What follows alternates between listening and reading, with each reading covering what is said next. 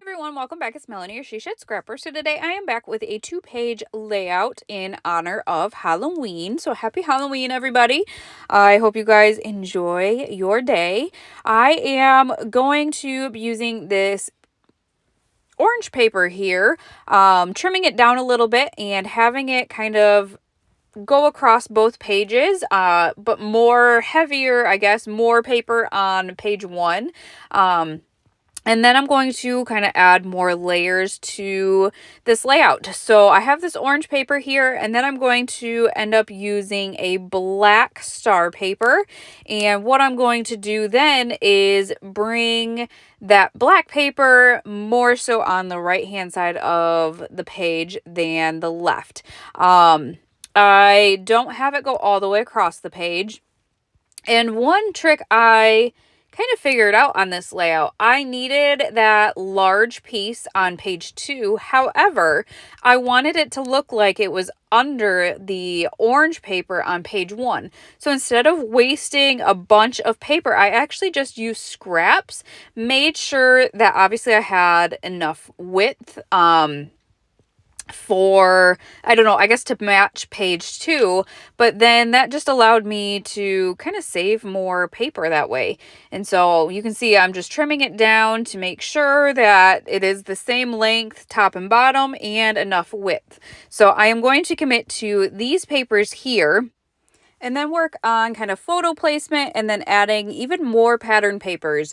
So initially I had a different paper in mind, but when I saw the spiderweb paper, I liked how it was a lighter color on those more solid, kind of darker papers. And so I'm going to add that all the way across the 2 pages. And then I actually have 2 of the sticker sheets for the Spooky Nights collection. And both of them still have the scalloped border on the sticker sheets. And so I thought that would be perfect to add below that spiderweb paper. Unfortunately, those stickers are not an entire 12 inches long.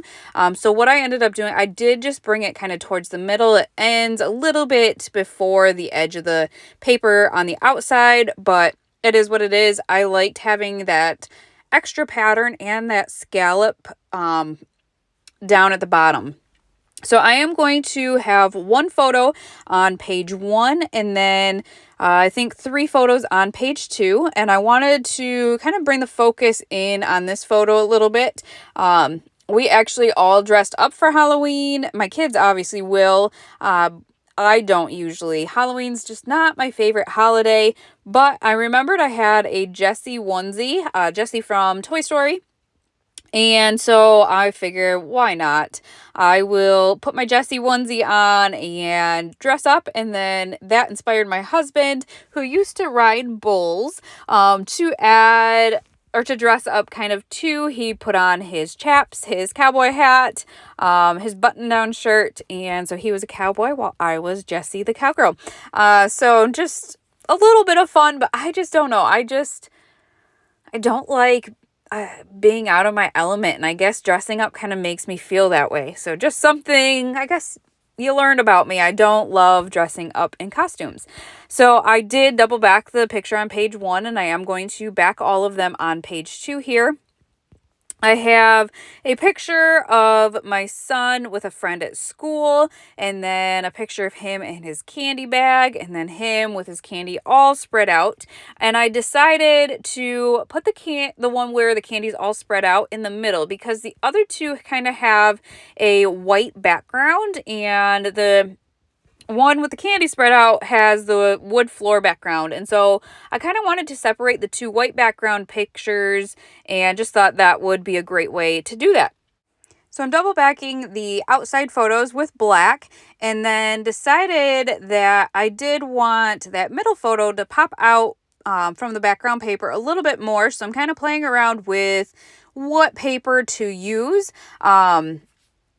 I decided to add a black border behind that one as well, and decide that white paper with the letters just wasn't the right paper. I don't know, I like the font of that paper, and I did not want to cover that much up and waste that. So instead, I think it was a scrap piece that I found that had kind of the sayings and everything in the different colors. So I chose to use that one instead. I kind of wanted to center that photo and then place the other two. I was able to kind of use the measurements from my Versamat and kind of, I guess, place them straight across the page, even though they're angled, but that the outside corners are the same height up the paper. And then I did end up moving over that bottom photo a little to the left. That now kind of covers or overlaps that orange paper a little bit. So embellishing this layout, I think I mentioned it in the other Halloween video I posted, but I have always struggled scrapbooking Halloween, and I think it's because I just don't love it. I love the Spooky Nights collection, and it makes it a little bit easier, but I struggled embellishing this layout. I guess, didn't know where to embellish, what to include. I just don't know why I struggle so much with Halloween. I really shouldn't. It's just another layout and whatnot, but I do. So I did end up adding some of the haunted houses in between those photos on the bottom of page 1 or 2. And then I'm going to add the chipboard boo to that open space. And you can see that, there's an open space on the far right of page 2 as well. And so I kind of just wanted to fill those 3 spaces on page 2. And you can see that I just kind of give up for the moment and focus on page 1 now. I needed a title. Could have used boo, but then I found this Halloween and thought it was going to look really good. So I end up using this Halloween, and there's a happy as well. So I add that, and I don't know why I struggle so much. I don't love that title. I keep it and I kind of add a few things to it. I don't know if it is because Halloween is on 2 lines. I do think I would have liked it if Halloween went all the way across. I think I would have liked it a little bit more. Maybe it wouldn't look so bulky that way. So I think that might be what is bothering me. I did add some stars to the title there as well. I did notice my foam stars were not very sticky. They were almost falling off of the packaging sheet. And so I did end up having to use glue for those. I am going to include a couple of flairs from Scrappin Happy Studio. You've heard me use them all month long because I have so many fall ones and Halloween ones and just love them and want to use them instead of hoarding them. So I'm really trying to use a bunch on different layouts. I use a canvas flair on this one on page 1 and then an epoxy one on page 2. One of them, that green one on page 2, says candy, and I just thought that was perfect, so I knew I needed to use that. But I needed to figure out what to use or how to embellish around those flairs. So in the Simple Pages embellishment pack, there was this little journaling card, and I mentioned it in the other layout as well. I actually did this layout before the other one and kind of copied the idea with the journaling card and the flair. So they are very similar, little bit different, but really felt like it filled in the space really nicely. And I wanted something larger underneath of the flairs, but not something so busy that it would take away from the flairs. So that kind of journaling card was just perfect. And so I did use it on both layouts.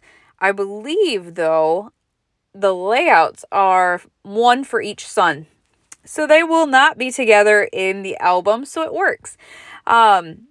So I added a little flag underneath the flair and then some phrase stickers and called that one good, and needed to kind of figure out how to embellish now with that candy flair over on page 2. So I found a stack of books and a ghost, and I'm going to call it good. Pop that flair up on some foam tape and we're going to call that cluster finished. So that is, I think, it for this layout. Maybe a few stars here or there.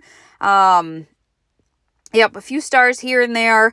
Kind of, I like to keep like embellishments when they're small like that in all of the clusters, or a few of the clusters at least.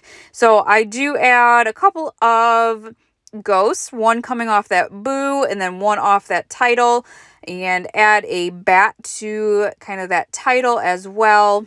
Some candy corn under the candy flare. Again, just trying to, I guess, fill in the spaces, and maybe that's my problem. Maybe I try to overdo embellishing on Halloween layouts. I don't know. But that I'm going to call good and finished. It is documented. That's all that really matters. I will see if I can find this Spooky Nights collection either on a cherry on top or scrapbook.com and get you guys a link, and that will be below if it is still available. But I hope you guys enjoyed this layout, and we will see you next time. Bye, guys.